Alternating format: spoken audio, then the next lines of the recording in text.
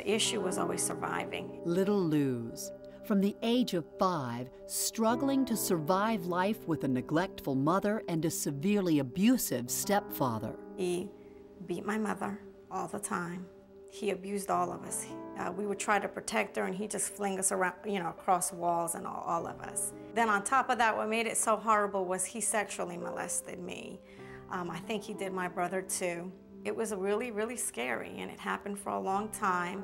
Terror was a constant. Self-esteem not allowed. The verbal abuse, you're stupid, you can't do anything right, you're gonna end up being a prostitute. You start to believe a lot of those things. I didn't believe them though. No. Instead, young Luz reached out for someone or something to help her save herself. Foster care. I was about 10 and a half, and I called them and told them I was gonna run away and they needed to come get me. And they did. I can tell you this, that all of the foster families and all of the family members that partook in my life, that imparted some of their love to me, has been with me. And my life today is a direct result. And what is her life today? All rise. McIntosh County Juvenile Court is now in session. The Honorable Luce Clark presiding.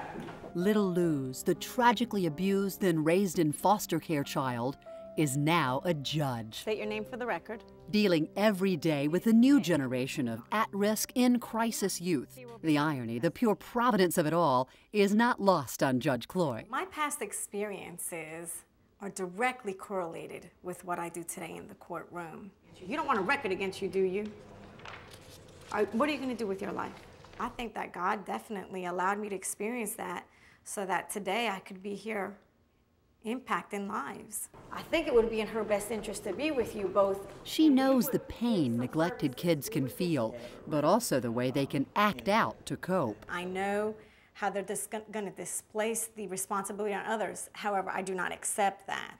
When I was 11 years old, I had a paper route. At 15, I worked a full-time job. I know you could have done it because I've done it, and I grew up in foster care. But Judge Cloy also knows exactly what love, guidance, and encouragement can do for a child in trouble. That is the order of the court in this matter. And I expect big things from you. Do you hear me? Big things like the achievements of these foster kids. They're being honored for their accomplishments in education. I can't believe I'm this far today. Participating in Georgia's Celebration of Excellence graduation is a far cry from Celeste Thurison's childhood. Our family lived in one-room motels almost all of our lives, skipping from state to state. None of us had birth certificates. We were all delivered at home, and I had to even help deliver my younger siblings, something no child should have to do. When she was 15, her life with physically and emotionally abusive parents caught the state's attention. If I wasn't taken into custody, I would still be sitting there 18 years old with no identification, no schooling, nothing. I mean, what would have become of me? I don't know. Hey, Kathy. Good morning. Where Celeste is today is holding down a good job and going to college. Her volunteer advocate and employer, Kathy Yarbrough. I've always known that she could, but she amazes herself. I think the sky is the limit for Celeste. I think Celeste can be any person that she wants to be. This is exciting. We made it. We did it. She did it. Celeste knows the home, the routine, and the security her foster and adoptive mother, Sue Thurison, provided were a life-giving factor in her success story. To all you students here, I'm proud of you. Even though I will always have the bad memories and the pain is still with me, I have hope. I have a future. Thank you. Thank you. A home away from home. This is the path to a future for former foster child Kenneth Williams. 9 weeks of basic training at Augusta's Fort Gordon. You want to make sure that you have the drive model. Then 15 weeks instruction to become an information systems operator and analyst. A big job in the U.S. Army. Kenneth says the love and skills he soaked up from Rebecca and Haywood Williams in his humble foster home prepared him to take on real-world responsibility. It's like a big old melting pot of people because you have different personalities, different attitudes, different backgrounds, different situations all together. It's like a small life lesson in itself, inside a little home instead of just going out there in the world and experiencing it itself. And if he hadn't experienced foster care, I wouldn't graduate from high school. I wouldn't think about going to college. I wouldn't think about going to the military. Appreciation that sets his course. I plan on to pursue a doctorate degree in social welfare and later on probably become a caseworker or child advocate. I believe this child can be saved. Futures with hope. Just the things juvenile court judge Luz Cloy now fosters. You wouldn't want to go to college with a record, would you? Inside her courtroom and outside in her small coastal town of Darien, Georgia. Those parents that have been involved in these particular youth's lives are very loving and nurturing, and they give the kind of love that is unconditional. Encouraging people who want to become foster parents to face the difficult job with tough but unconditional love. So critical. I can't stress it enough. And that's why I am not embarrassed or shy to come forth with my life, because my life is an extreme life of hope, and I want to leave every youngster and every foster parent with that, with hope. There is always a rainbow all over. I get rainbows right here in my backyard, and every time I see one, I think, yes, there is definitely hope.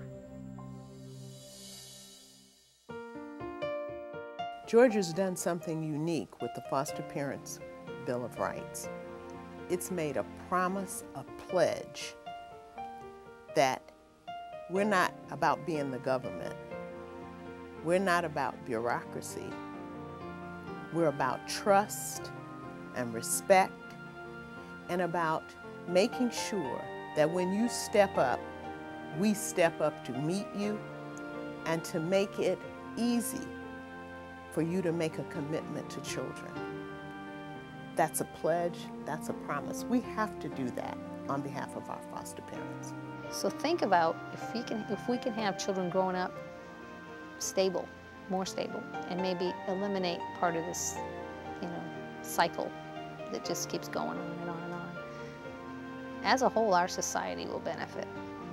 Take care of them now, and you won't have to do so much later. I would encourage anyone to open up your home, open up your heart, make a difference in a child's life, and you will also be making a difference in your life. Encouragement is key for most of these youth to make it. It doesn't take that much. They will never forget a special teacher or a special person that has touched their lives, a mentor, someone who will just encourage them and love them unconditionally and push them along. We know that appropriate intervention can produce different results. So we got some choices to make. We can do the right thing now, or we can address these problems later on through the correctional system, through the homeless population, and through the underemployed. It's our choice. There's somebody out there that needs a little love, and it doesn't take but just a little bit. So I'm asking that people would consider it, and after considering it, I'm asking them maybe to even try it. And if you're like me, once you try it, you're gonna get hooked, and you're gonna continue to do it because it is rewarding for you and the children.